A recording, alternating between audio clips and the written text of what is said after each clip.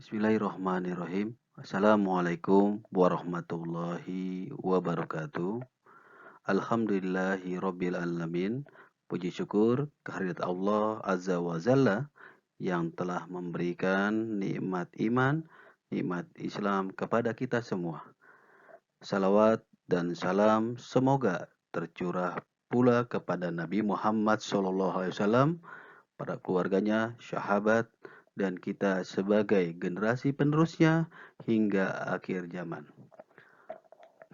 Semangat pagi anak-anakku sekalian, semangat berjumpa kembali dengan Soulmate pada pembelajaran daring dengan materi-materi berlanjut. Kita berdoa semoga anak-anakku sekalian, peserta didik dalam kondisi sehat walafiat dan dijauhkan dari wabah pandemi ini. Dan kita pun berdoa, semoga wabah pandemi ini segera berakhir dari bumi pertiwi. Sahabat-sahabat sekalian, pada kesempatan ini, berkat izin Allah pula, alhamdulillah kita akan bahas materi mengenai menyelesaikan soal-soal sudut elevasi dan sudut depresi. Untuk itu, setiap materi yang disampaikan tentunya harus berlanjut terus dari materi sebelumnya. Baik, sebelumnya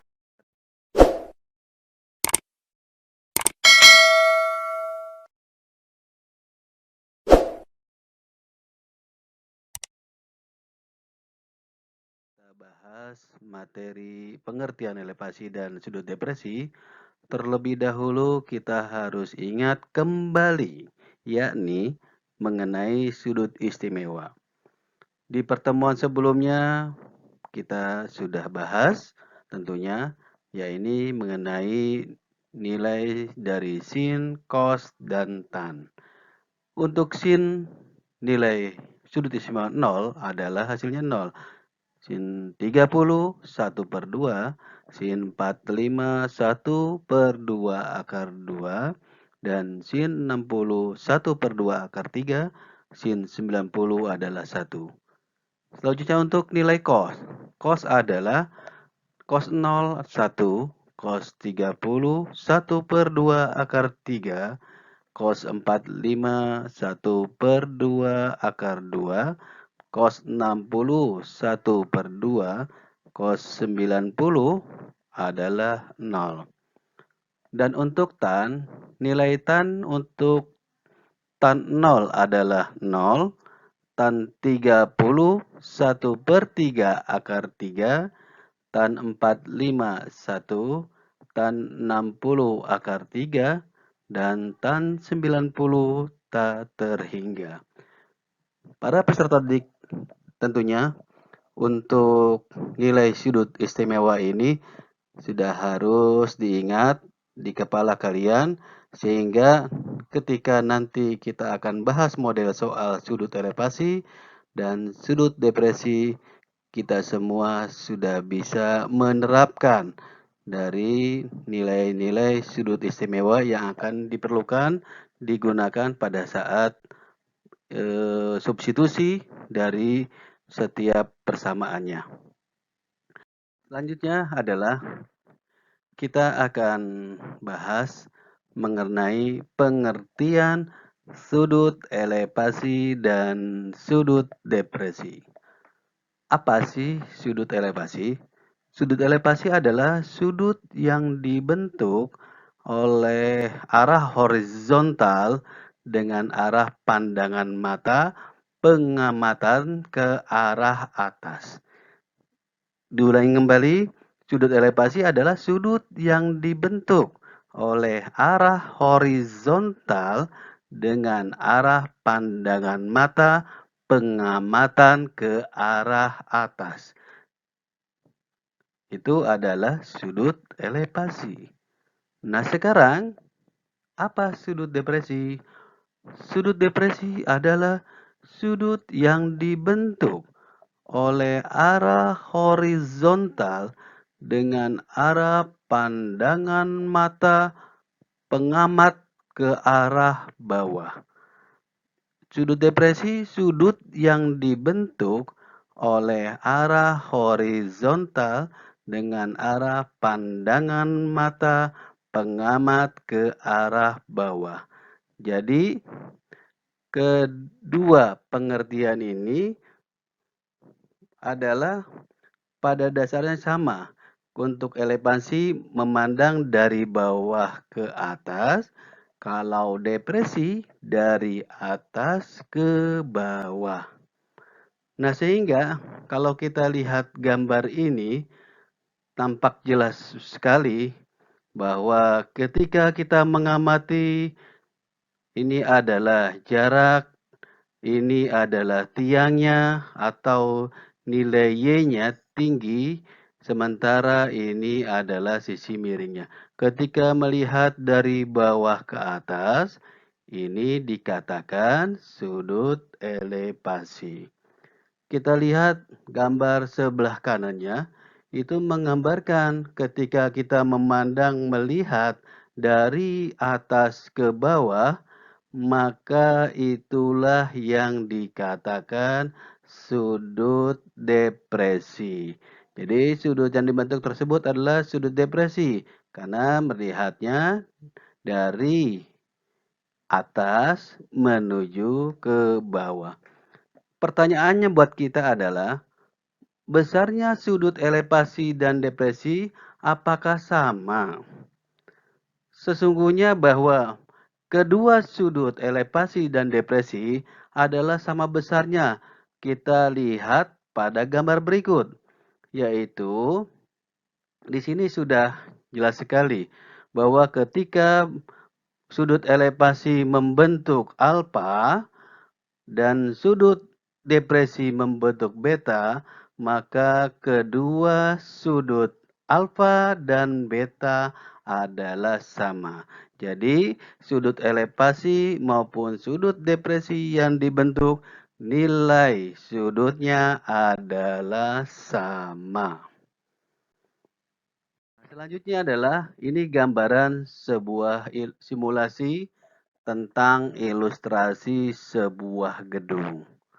Anggaplah alfa derajat dibentuk pada elevasi adalah 30 derajat, di mana jarak dari gedung ke sudut A adalah X, sementara tinggi gedung adalah Y, maka ini adalah 50 meter.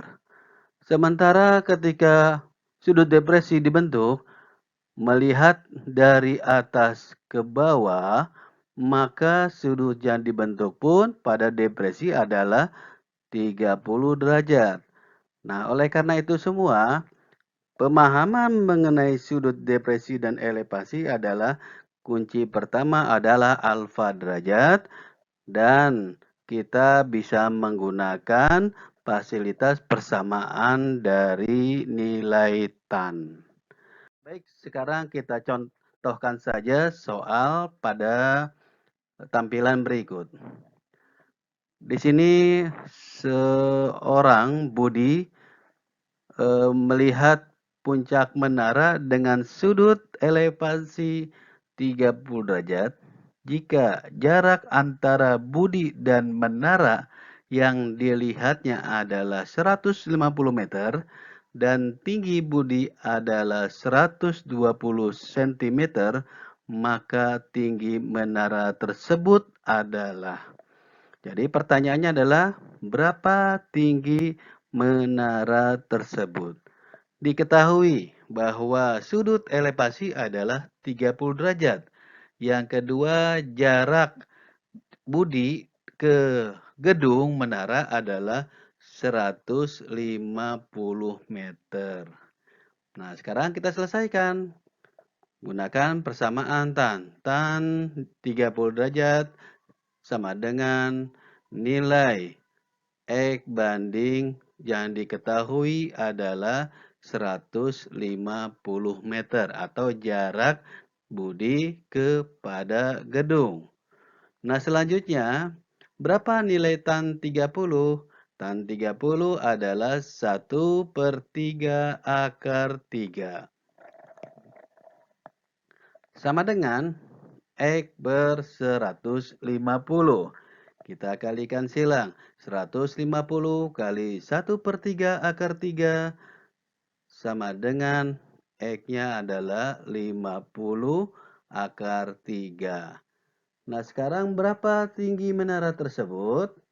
Maka kita selesaikan dengan, yaitu diketahui tadi tinggi menara adalah 50 akar 3 meter ditambah tinggi budi. Tinggi budi adalah 120 cm. Kita konversikan terlebih dahulu tinggi budi ke dalam meter. Maka 50 akar 3 meter ditambah 1,2 meter. Sehingga tinggi menara tersebut setelah kita jumlahkan adalah, karena ini bentuk akar dan bentuk desimal, maka kita tuliskan menjadi 50 akar 3 ditambah 1,2 meter. Nah, itu adalah tinggi menara dari soal nomor 1 ini. Selanjutnya, kita akan coba lihat contoh soal berikutnya di contoh nomor 2. Di nomor 2 ini adalah Andi berdiri tegak pada jarak 10 akar 3 meter dari sebuah pohon yang besar yang tumbuh gerak lurus. Jika tinggi Andi 1,6 meter dan melihat ke puncak pohon dengan sudut elevasi 60 derajat, tentukan tinggi pohon tersebut. Ya, kalau contoh soal nomor 2 ini sepertinya hampir sama dengan model soal nomor 1. Bagaimana cara menyelesaikannya? Karena diketahui alfa elevasinya adalah 60 derajat dan diketahui jarak Andi kepada menuju pohon adalah 10 akar 3, berarti kita cari adalah tinggi pohon tersebut. Ya, tinggi pohon tersebut berapa yang harus kita selesaikan. Maka kita tuliskan tan 60 derajat sama dengan X per 10 akar 3. Nilai tan 60 derajat adalah akar 3 sama dengan X per 10 akar 3. Nilai X-nya adalah kita kalikan silang. Akar 3 dikalikan 10 akar 3. Maka akar 3 kali akar 3 adalah 3. 3 dikalikan 10 adalah 30. Sehingga kita dapatkan tinggi sementara adalah 30 meter. Jadi tinggi pohon bisa kita dapatkan adalah tinggi X ditambah tinggi Andi. Diketahui tinggi X-nya adalah 30 meter dan tinggi Andi 1,6 meter. Berarti tinggi pohon adalah 31,6 meter. Sepertinya untuk soal nomor 2 ini, anak-anakku sekalian peserta didik, tentunya mudah dipahami dan sepertinya sudah tidak asing untuk menyelesaikan soal ini. Oleh karena itu pula, untuk menyelesaikan soal nomor 2, kuncinya adalah pahami jarak terlebih dahulu, diketahui apanya, dan kita selesaikan dengan mencari nilai X dan berlanjut. Selesaikanlah tinggi pohon tersebut dengan menjumlahkan antara X dan tinggi yang memandang ataupun personalnya. Kita lihat sekarang di contoh soal nomor 3. Di soal nomor 3 ini adalah sebuah gedung yang tingginya 50 meter dan terdapat sebuah batu besar di dekat gedung.